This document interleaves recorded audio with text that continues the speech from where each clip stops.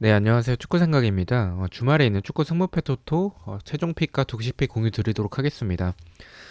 주중에 있었던 승부패 같은 경우에는 2월 회차긴 했었지만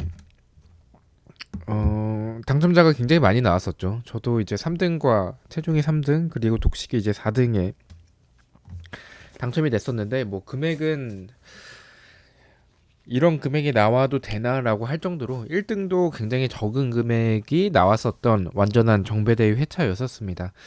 주말에 있는 승무패 같은 경우에는 유럽 대항전 이후에 주말 경기이기 때문에 아무래도 이변도 좀 많을 거라고 생각을 하고 있고요.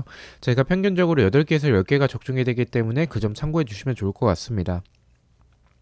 독식픽 같은 경우에 조금 더 이변 위주로 가져가서 독식을 하기 위한 이변 위주의 픽이고요. 멤버십 관련해서는 단톡방 참여나 배팅력이 보고 싶으신 분들만 멤버십에 가입을 해주시면 좋을 것 같습니다. 첫 번째 경기입니다. 헤타페 대 카디스의 경기입니다. 일단 뭐 상대 전적은 비슷한 부분을 보여주고 있고 헤타페가 정배당을 받았지만 배당에 비해서 투표율이 좀 높게 형성이 됐죠.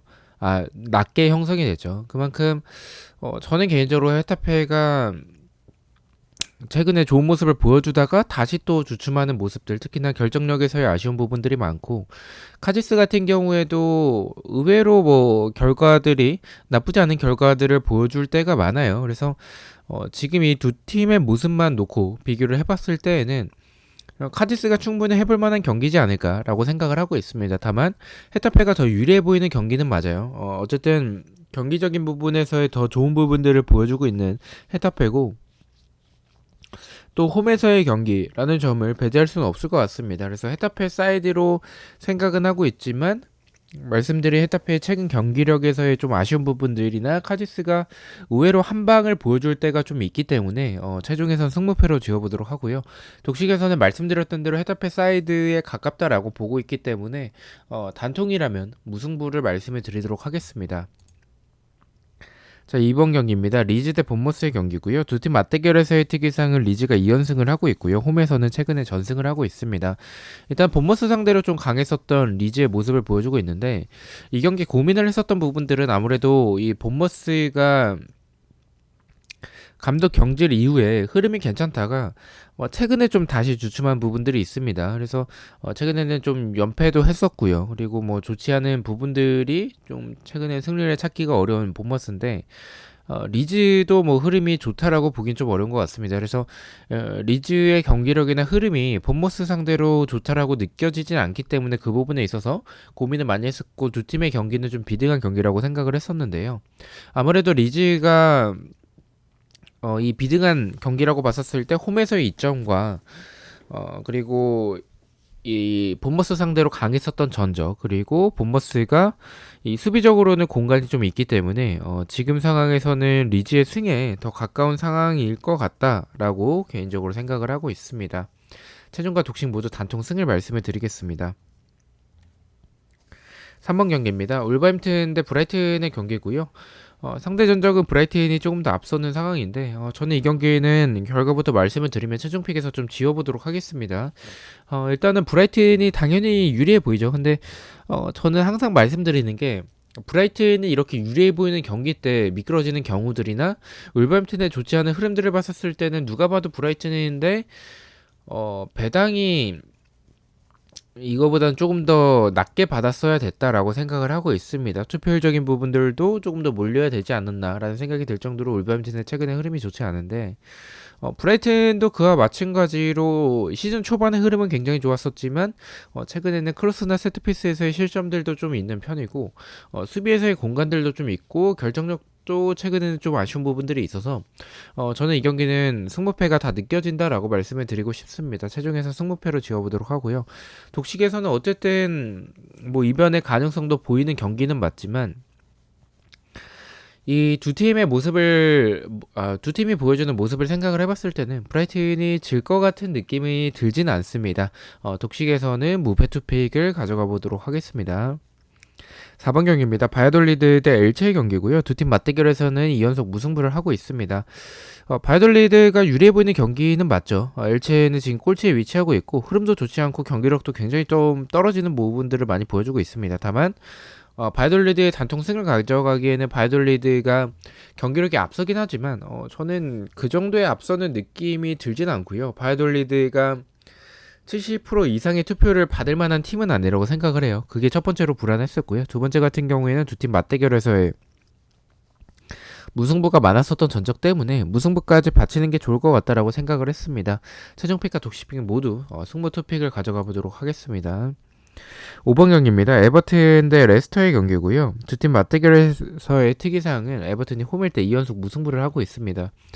에버튼이 유리해 보이는 흐름과 경기력을 조금은 이 배당적인 부분과 투표를 해서 좀 보여주고 있다라고 생각을 하는데 저는 에버튼의 경기력도 사실은 좋게 느껴지지는 않습니다. 그래서 무승부에 대해서도 좀 고민을 많이 했어요. 왜냐면 어쨌든 에버튼이 홈이고 레스터가 원정이라는 점은 변함이 없기 때문에 그 점을 생각을 해봤을 때는 에버튼이 분명히 유리해 보이는 경기여서 좀 근데 경기력 차이는 레스터가 최근에 좀 뭐 괜찮아지고 있다는 생각이 들어서 무승부에 좀 가깝다라고 생각을 했었는데 요새 제가 좀 이변의 느낌이 들어서 무승부로 좀 불안하다라고 생각을 하는 경기를 무승부로 갔었을 때 완전한 역배가 좀 나오는 경향들이 좀 있어서 이 경기도 좀 그런 경기가 될 가능성이 있지 않을까라고 판단을 했습니다. 그래서 무승부보다는 완전한 역배 그리고 또한 에버튼이 수비적인 부분들을 봤었을 때 뒷공간에 대한 불안함을 가지고 있기 때문에 레스터가 경기력이 떨어지고 결정력이 떨어지고 역습에 대한 아쉬운 부분들이 최근에 보여주고는 있지만 에버튼의 수비를 봤었을 때는 뭐 충분히 득점도 가능할 것 같다라고 생각을 하고 있습니다. 최종과 독식 모두 단통 패를 가져가 보도록 하겠습니다. 6번 경기입니다. 셀타비고 대 오사수나의 경기고요. 두 팀 맞대결에서의 특이사항은 셀타비고가 홈일 때 2연승을 하고 있습니다. 저는 깊게 고민하진 않았어요. 일단 오사수나가 뭐 경기력은 조금 더 앞서는 건 맞는데 최근에 보여주는 모습들이 좀 오사수나가 개인적으로 좀 아쉽고요. 그래서 셀타비고도 홈에서는 그래도 나쁘지 않은 전적을 보여주는 팀이고 반대로 오사수나 같은 경우에는 원정에서 좀 아쉬운 부분들 그 점을 좀 많이 생각을 했습니다. 또한 이 두 팀 스타일상 수비적으로 좀 공간이 있는 두 팀이라서 승패 방향의 경기라면 승패 방향이라고 생각을 해서 그렇다면 저는 셀타비고가 더 우세하다라고 생각을 하고 있습니다. 최종과 독식 모두 단통 승을 가져가 보도록 하겠습니다. 7번 경기입니다. 첼시 대 아스날의 경기고요. 두 팀 맞대결에서의 특이사항은 첼시가 2연패를 하고 있고 홈에서도 2연패를 하고 있습니다. 최종에서는 무승부를 가져가도록 하겠습니다. 뭐 좀 애매한 게 첼시가 좀 흐름이 좋았다가 지난 경기 때 좀 아쉬운 부분들이 있었는데 좀 약간 애매한 게 첼시가 공간을 내주지 않는 팀들 상대로는 확실한 스트라이커가 없기 때문에 불안한데 아스날은 분명히 측면에 대한 공간들이 있습니다. 그래서 첼시가 그 정도로 밀릴 것 같다라는 생각이 들진 않았고 또한 정배당을 받은 부분들도 역시 이 경기는 아스날이 경기력만 봤었을 때 유리한데 상성에서는 첼시가 홈이기도 하고 밀리지 않을 것 같다는 생각이 들었습니다. 그래서 최종에서는 무승부를 가져가 보도록 하고요. 독식에서는 경기력대로 첼시의 단통 패를 가져가 보도록 하겠습니다. 8번 경기입니다. 아틀레티코 대 에스파뇰의 경기고요. 두 팀 맞대결에서의 특이사항은 아틀레티코가 2연승을 하고 있고 홈에서는 3연승을 하고 있습니다. 이 경기는 개인적으로 의심하고 있진 않아요. 에스파뇰이 뭐 홈이면 몰라도 원정에서는 좀 아쉽고요. 그리고 아틀레티코가 최근에 흔들리는 모습이 있다라고 할지라도 에스파뇰의 수비 정도는 뚫어낸다라고 보고 있습니다. 최종과 독식 모두 단통 승을 가져가 보도록 하겠습니다. 9번 경기입니다. 아스톤 빌라 대 맨유의 경기고요. 두 팀 맞대결에서의 특이사항은 2연속 무승부를 하고 있습니다. 우선 맨유가 아스톤 빌라 상대로 상대 전적에서의 좀 괜찮은 부분들을 보여주고 있고 경기력도 마찬가지라고 생각을 해요. 아스톤 빌라가 제라드 감독 경질 후에 경기력이 올라올 거라고 생각을 해서 첫 경기 때 좀 이변이 나오는 그런 모습을 보여줬었는데 다시 또 원상태의 모습을 보여주고 있습니다. 그래서 지금 아스톤 빌라의 가장 큰 문제점은 수비적인 부분이라고 생각을 하고 있고요. 공격에 비해서 수비가 너무나도 아쉽고 맨유가 그것을 못 노릴 만큼의 경기력을 보여주는 공격진을 보여주는 팀은 아니라고 생각을 하고 있어서